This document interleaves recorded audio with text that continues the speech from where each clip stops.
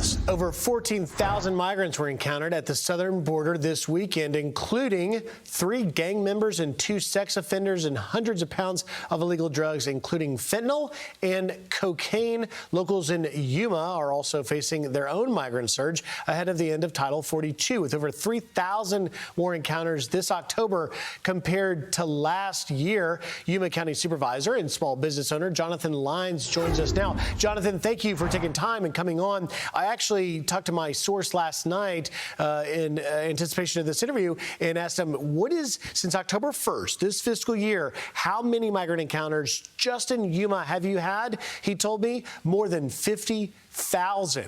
That's since October 1st. How bad is the situation on the ground there?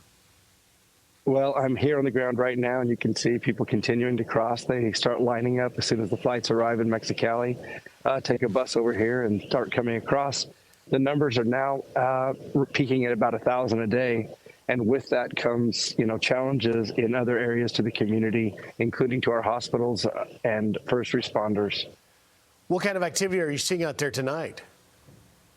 So far, I have seen about 400 people come across. That's about 600 short of what we'll see most likely for the day. And those are the known give-ups, not the getaways. It's estimated that 15 to 20% of the people who are coming across are not detained. Those are people who run and have ulterior motives. Jonathan, we here at Fox have broken the numbers that the administration doesn't want out there, which is that there were 73,000 gotaways in just the month of November alone, more than 137,000 so far this fiscal year. Compare it to last year, 600,000. We're on pace to blow that number away. How frustrating is that for Arizona and Yuma business owners like yourself? It's an incredible challenge. With the rise of illegal trafficking, not only for narcotics, the fentanyl, but also the human trafficking, and seeing how that impacts the lives of the people around, it's challenging because we've had a significant uptick in fentanyl deaths here in Arizona. It's estimated that 1 in 1,000 in the United States have been affected by it. And so while Border Patrol is busy processing, they're not able to spend the time that they need and apply the resources to going after those who are coming across with nefarious purposes and designs.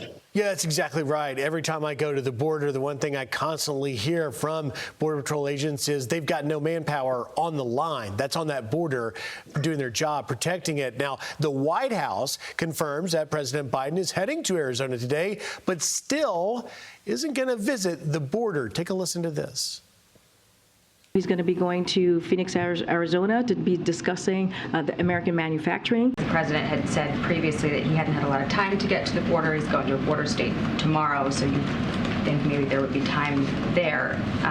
If there isn't tomorrow, can you say at this point that he... What I'm saying is tomorrow he's going to actually focus on an issue, a bipartisan issue that was voted in Congress, the CHIPS and Science Acts. If Republicans officials truly want to deal with immigration, they truly want to deal with the border, then they would stop doing political stunts and actually work with us on the plan that we have put forward. Jonathan, if you could speak directly to President Biden, what would you say to him? Well, standing directly behind me are about 400 people who have just walked across, and I've been observing them for over an hour. Jean-Pierre says that people are simply not walking across. Come and actually see for yourself. It's a 30-minute plane ride. It's a 2.5-hour drive from Phoenix. I've done it thousands of times. Please come and see for yourself the people that are walking across. And, it's interesting, Griff, that if Title 42 goes away, probably see double the numbers. We've seen 73,000 getaways. What does that mean? 150, 200,000? And how much more fentanyl and narcotics are we going to allow into this country? Jonathan Lyons, a Yuma, Arizona small business owner and supervisor there. Jonathan, thank you for getting up early and going out there and showing us exactly what President Biden and this administration will not be honest about, and the president not wanting to see. Jonathan Lyons, thank you very much. I'm Steve Ducey. I'm Brian Kilmeade. And I'm Ainsley Earhart. And click here to subscribe to the Fox News YouTube page to catch our hottest interviews and most compelling analysis.